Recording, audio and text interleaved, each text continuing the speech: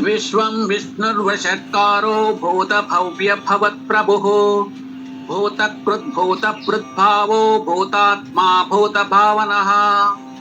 भूतात्मा परमात्मा च मुक्तानां परमागतिः अव्ययपुरुषः साक्षी क्षेत्रज्ञोऽक्षर एव च योगो योगविदां नेता प्रधानपुरुषेश्वरः नारसिंहवपुः श्रीमान् केशवः पुरुषोत्तमः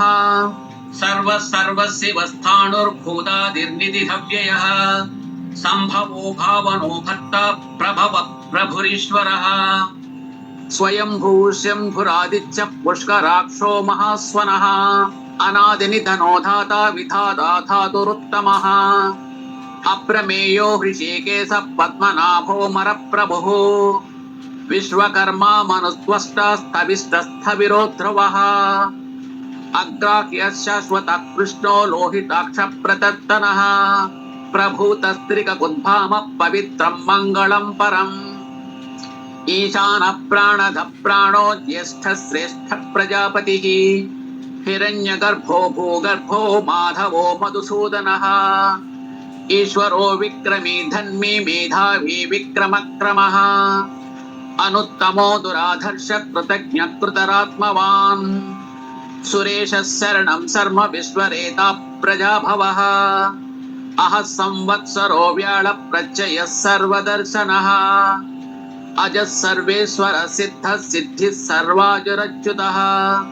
वृषा कपिरमेयात्मा सर्वयोगविनिस्तृतः वसुर्वसुमनः सत्यः समात्मा संमितः समः अमोघः पुण्डरीकाक्षो वृषकर्मा वृषाकृतिः रुद्रो बहुशिरा बभ्रुर्विश्वयोनिः शुचिस्रवाः अमृतः शाश्वतस्थाणुर्वरारोहो महातपाः सर्वगः सर्वविद्भानुर्विश्वसेनो जनार्दनः वेदो वेदविदव्यङ्गो वेदाङ्गो वेदवित्कविः लोकाध्यक्षः सुराध्यक्षो धर्माध्यक्षः कृताकृतः चतुरात्मा चतुर्व्यूहश्चतुर्द्रंष्ट्रश्चतुर्भुजः भ्राजिष्ठिर्भोजनं भोक्ता सहिष्णुर्जगदादिजः अनघो विजयो जेता विश्वयोनिः पुनर्वसुः उपेन्द्रो वामनप्रांशु रमोघः सुचिरोज्जितः अतीन्द्रसङ्ग्रहः सर्गो धृतात्मा नियमो यमः वेद्यो वैद्यः सदा योगी वीरः माधवो मधुः अतीन्द्रियो महामायो महोत्साहो महाबलः महाबुद्धिर्महावीर्यो महाशक्तिर्महाद्युतिः अनिर्देश्य वपुः श्रीमान् अमेयात्मा महादृक् महेश्वासो महीभक्ता श्रीनिवासः सतां गतिः अनिरुद्धः सुरानन्दो गोविन्दो गोविदाम्पतिः मरीचित्तमनोहंसः सुपर्णो भुजगोत्तमः हिरण्यनाभः सुतपः पद्मनाभः प्रजापतिः अमृत्युः सर्वदृक्सिंहः सन्धाता सन्धिमान् स्थिरः अजो दुर्मर्शनः शास्ता विश्रुतात्मा सुरारिः गुरुतमो धामः सत्यः सत्यपराक्रमः निमिषो निमिषस्रग्वी वाचस्फुटरुदारथी अग्रणीर्ग्रामणी श्रीमान् न्यायो नेता समीरणः सहस्रमोत्था विश्वात्मा सहस्राक्षः सहस्रपात् आवर्तनो निवृत्तात्मा संवृतः सम्प्रमत्तनः अहः संवर्तको वह्नि अनिलो धरणीधरः सुप्रसाद प्रसन्नात्मा विश्वदृक् विश्वभुक् विभुः सत्कर्ता सत्कृतः साधुर्जग्नुर्नारायणो नरः असंख्येयो प्रमेयात्मा विशिष्टः शिष्टकृच्छितः सिद्धार्थः सिद्धसङ्कल्पः सिद्धिदः सिद्धिसाधनः वृषा हि वृषभो विष्णुर्वृषपर्वा वृषोधरः वर्धनो वर्धमानश्च विविक्तः श्रुतिसागरः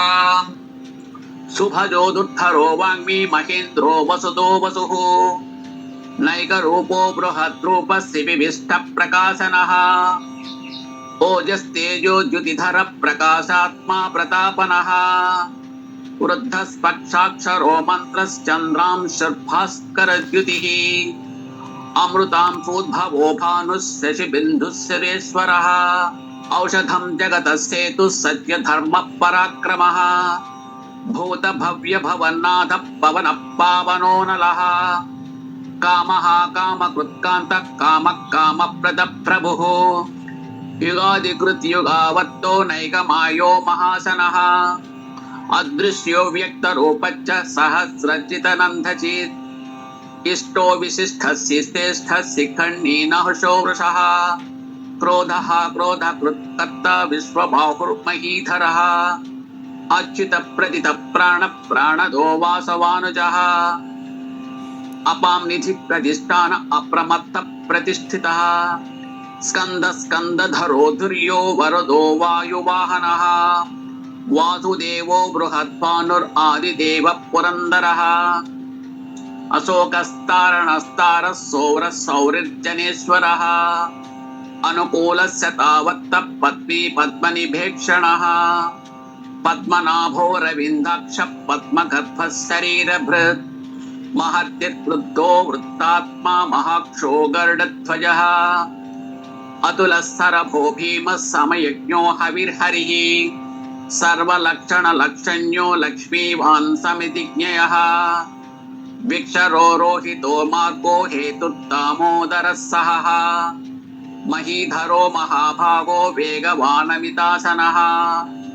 उद्भवक्षोभणो देवः श्रीगर्भः करणं कारणं कर्ता विकर्ता गहनो गुहः व्यवसायो व्यवस्थानः संस्थानस्थानदो ध्रुवः परद्धि परमस्पष्टः तुष्टः पुष्टः सुभेक्षणः रामो विरामो विरतो मार्गो नेयो नयो नयः वेदशक्तिमतां श्रेष्ठो धर्मो धर्मविदुत्तमः वैकुण्ठः पुरुषः प्राणः प्राणधः प्रणवपृथुः हिरण्यगर्भः शत्रुघ्नो व्याप्तो वायुरधोक्षजः ऋतुः सुदर्शनः कालः परमेष्ठी परिग्रहः उग्रः संवत्सरो दक्षो विश्रामो विश्वदक्षिणः विस्तारस्थावरस्थानः प्रमाणं बीजमव्ययम् अद्धो नद्धो महाकोशो महाभोगो महाधनः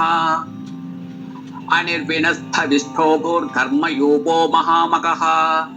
नक्षत्रनेमिर्नक्षत्री क्षमः क्षामः समीहनः यज्ञैज्यो महेज्यश्च क्रतुः सत्रं सतां गतिः सर्वदर्शी विमुक्तात्मा सर्वज्ञो ज्ञानमुत्तमम् सुव्रत सुमुख सूक्ष्म सुघोष सुखद सुहृत्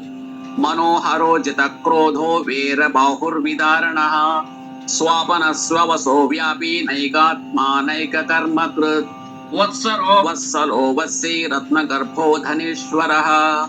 धर्मकृद्धर्मी सदसक्षरमक्षरम् अविज्ञाता सहस्रांशुर्विधाता कृतलक्षणः गभस्तनेमिः सत्त्वस्थः सिंहो भूतमहेश्वरः आदिदेवो महादेवो देवेशो देवभृत्कुरुः उत्तरो गोपतिर्गोप्ता ज्ञानगम्यः पुरातनः शरीरभूतभृत्भोक्ता कपीन्द्रो भूरिदक्षिणः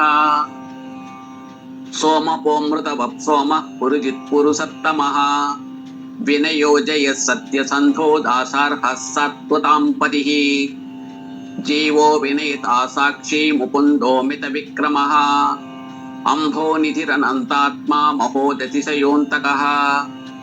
अजो महार्हः स्वाभाव्योदिता मित्रप्रमोदनः आनन्दो नन्दनो नन्दः सत्यधर्मा त्रिविक्रमः महर्षिः कपिलाचार्य कृतज्ञो मेदिनीपतिः त्रिपदस्त्रिदशाध्यक्षो महाशृङ्गकृतान्तकृत् महावराहो गोविन्दः सुषेणः कनकाङ्गदी गुह्यो गभीरो गहनो गुप्तश्चक्रगदाधरः वेधास्वाङ्गोचितः कृष्णो दृढसङ्घर्षणोच्युतः वरुणो वारुणो वृक्षः पुष्कराक्षो महामनाः भगवान् भगः नन्दी वनमाली हलायुधः आदित्यो ज्योतिरादित्यः सहिष्णुर्गतिसत्तमः धन्वा खण्डो परशुद्धारुणो द्रविणप्रदः दिवि स्पृक् सर्वदृग्व्यासो वाचस्पतिरयोनिजः त्रिसामासामगः साम निर्वाणं भेषजं भिषक् संन्यासकृच्छमः शान्तो निष्ठा शान्तिपरायणम् शुभाङ्गः शान्तिदः षष्ठा कुमुदः कुवलेशयः गोहितो गोपतिर्गोप्ता वृषभाक्षो वृषप्रियः अनिवर्ती निवृत्तात्मा संक्षेप्ता क्षेमकृच्छिवः श्रीवत्सवक्षा श्रीवास श्रीपति श्रीमताम्बरः श्रीध श्रीश श्रीनिवास श्रीनिधि श्रीविभावनः श्रीधर श्रीकर श्रेय श्रीमान् लोकत्रयाश्रयः स्वक्ष स्वङ्गः शतानन्दो नन्दिज्योतिर्गणेश्वरः विदितात्मा विधेयात्मा सत्यचिच्छिन्न संशयः उदीर्णः सर्वतच्चक्षुरनीशः शाश्वतस्थिरः भूषयो भूषणो भूतिर्विशोकः शोकनाशनः अर्चिष्मानर्चितः कुम्भो विशुद्धात्मा विशोधनः अनिरुद्धो प्रतिरतः प्रत्यम्नोमितविक्रमः कालनेमिनिः वीरः सौरिः सौरजनेश्वरः त्रिलोकात्मा त्रिलोकेशः केशवाकेशः हरिः कामदेवः कामपालः कामीकान्तकृतागमः अनिद्यस्य वपुर्विष्णुर्वीरो नन्तो धनञ्जयः ब्रह्मण्यो ब्रह्मकृद्ब्रह्मा ब्रह्म ब्रह्मविवर्धनः ब्रह्मविद् ब्राह्मणो ब्रह्मी ब्रह्मण्यो ब्राह्मणप्रियः महाक्रमो महाकर्मा महातेजो महोरगः महाक्रतुर्महायज्वा महायज्ञो महाहविः स्तव्यस्तवप्रियस्तोत्रं स्तुतिस्तोतारणप्रियः पूर्णपौरायिता पुण्यः पुण्यकीर्तिरनामयः मनोजवस्तिद्धकरो वसुरेता वसुप्रदः वसुप्रदो वासुदेवो वसुर्वसुमनाहविः सद्गतिः सत्कृतिः सत्ता सद्भूतिः सत्परायणः सोरसेनो यदि श्रेष्ठः सन्निवासः सुयामुनः भूतावासो वासुदेवः सर्वासु निलयो नलः दर्पः दर्पदो दृक्तो दद्धरोधापराजितः विश्वमूर्तिर्महामूर्तिर्दीप्तमूर्तिर् अमूर्तिमान् अनेकमूर्तिरव्यक्तः शतमूर्तिः एकोनैकः सवक्खं किम् एतत्पदमनुत्तमम् लोकबन्धुर्लोकनाथो माधवो भक्तवत्सलः सुवर्णवर्णो हेमाङ्गो वराङ्गश्चन्दनाङ्गदी वीरः विषमः शून्यो घृतासीरजनच्छलः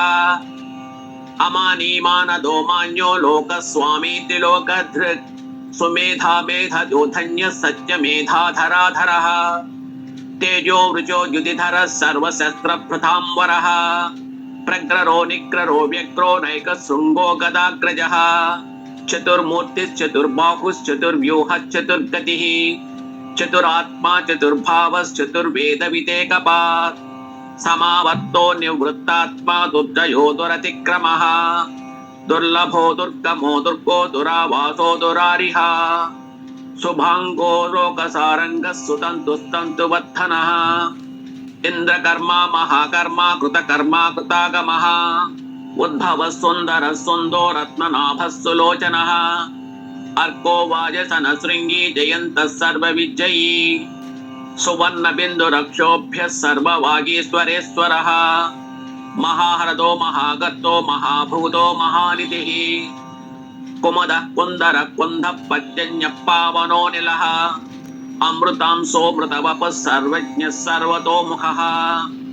सुलभः सुव्रतः सिद्धः शत्रुचिच्छत्रुतापनः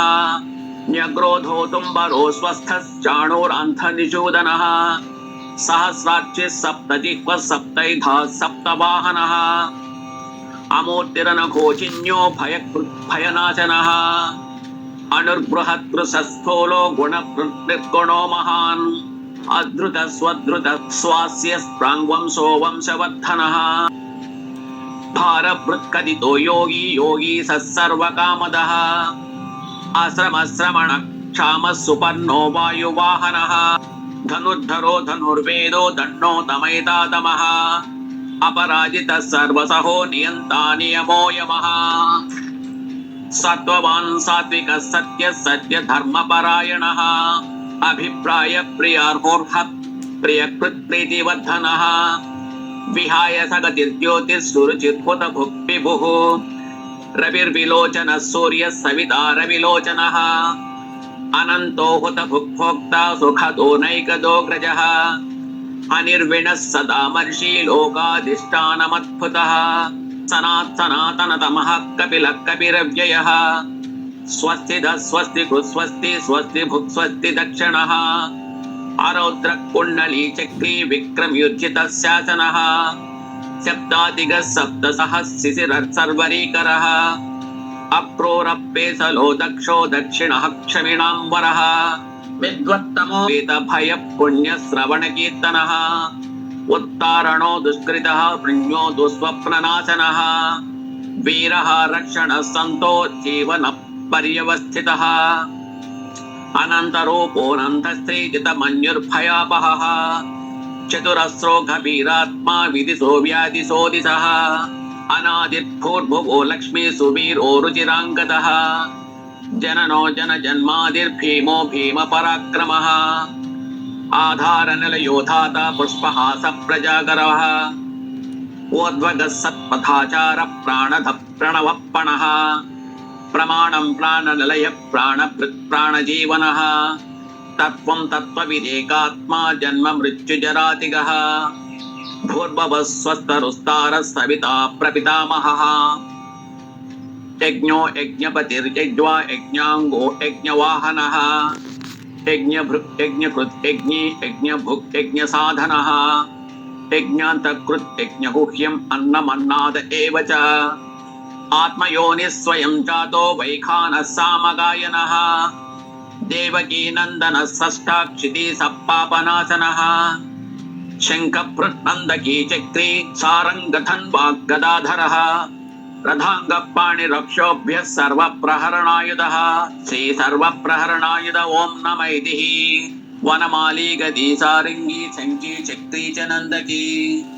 श्रीमान् नारायणो विष्णुर्वासुदेवोऽभिरक्षतुः वनमाली गदी सारङ्गी शङ्की चक्री च नन्दकी श्रीमान् नारायणो विष्णुर्वासुदेवोऽभिरक्षतुः श्रीवासुदेवोऽभिरक्षत् ॐ नम इति।